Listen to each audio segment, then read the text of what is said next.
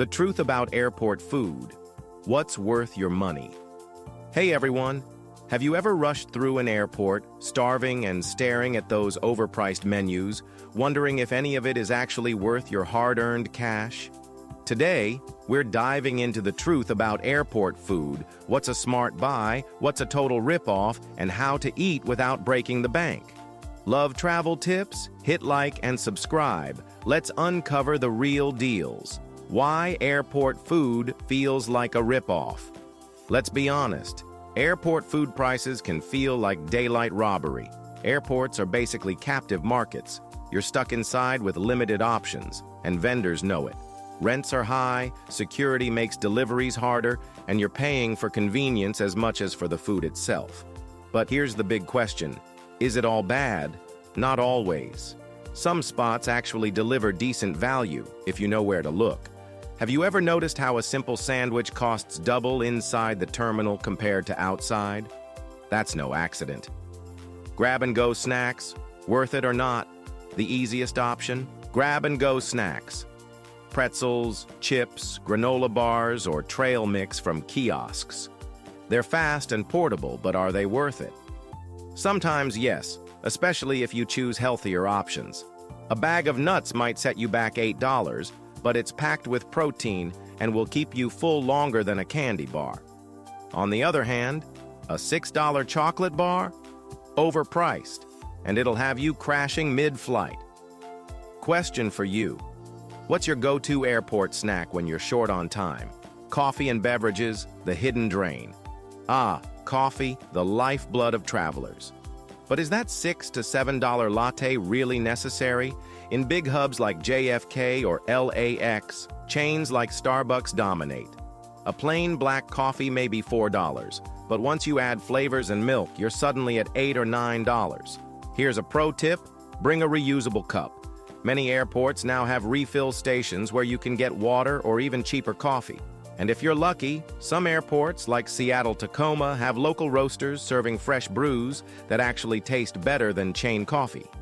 Ever wondered why airport coffee sometimes tastes burnt? Often it's because the machines are overused in high-traffic areas.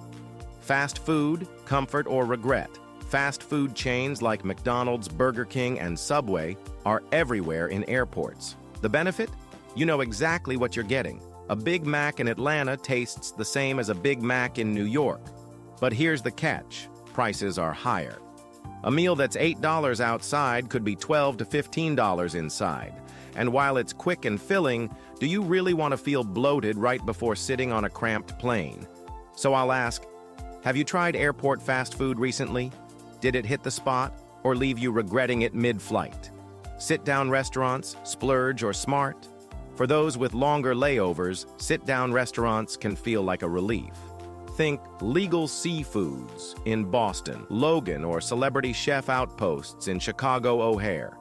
A burger here might run $20, but at least you get fresh ingredients, larger portions, and a more relaxed vibe. In Dallas-Fort Worth, Tex-Mex restaurants serve tacos that almost feel like a mini vacation before your flight. Indoors, the decor often mirrors local culture, tiles, murals, or even salsa music in Miami's airport restaurants. Outdoors? Not common, but some airports like Denver have atrium spaces with natural light that feel more open. But here's the big question. Is the food quality really worth the price? Or are you just paying for a nicer seat? Airport spotlights, U.S. favorites. Let's zoom in on some popular U.S. airports. New York JFK, Terminal 5. Shake Shack is a highlight. Their creamy shakes at $7 feel worth it if you're a fan, but avoid the generic pizza slices at $10 each. They're doughy and disappointing. Seating areas vary, plush near lounges, but cramped plastic chairs for everyone else. Los Angeles, LAX, terminals have been revamped with fresh spots like lemonade, offering $15 quinoa and veggie bowls.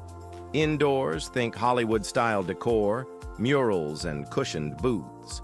Outdoors, pre-security sometimes has food trucks, but the security line gamble makes it tricky. Miami International, Flavor Central.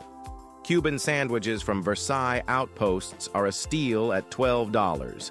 Juicy pork, Swiss cheese, and pickles on pressed bread, authentic and satisfying. Indoor vibes include colorful tiles and lively Latin music, giving the food court energy you won't find everywhere. Which of these sounds most tempting to you?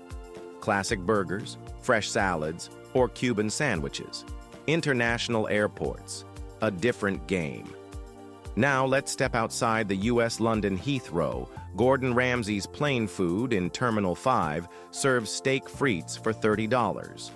Expensive, but the high ceilings, leather seating, and modern design give you a real restaurant feel. Tokyo Narita, authentic ramen bowls for $10. Indoor ramen counters recreate the feel of Japanese streets, with steaming bowls and quick service.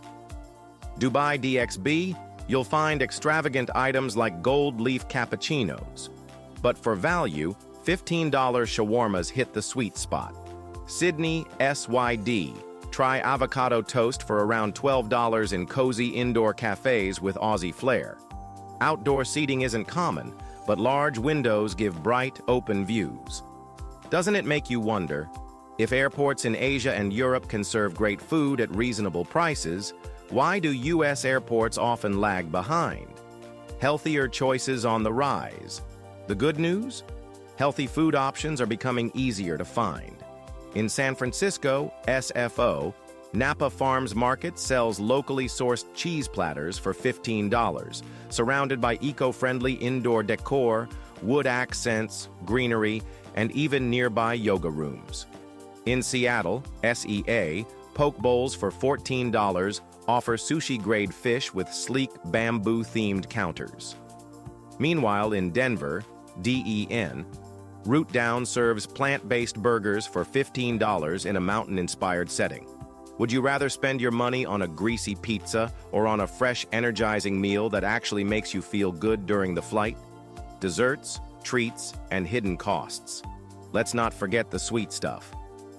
A $6 scoop of Ben & Jerry's ice cream is fun, but local bakery cookies are often fresher and cheaper. But beware of hidden costs, taxes, tips, and small portion sizes. Ever paid $10 for a yogurt parfait only to discover it's mostly air? Hygiene also matters. Always glance around to see if the counters and seating areas look clean. Which leads me to ask, what's the biggest airport food ripoff you've ever encountered?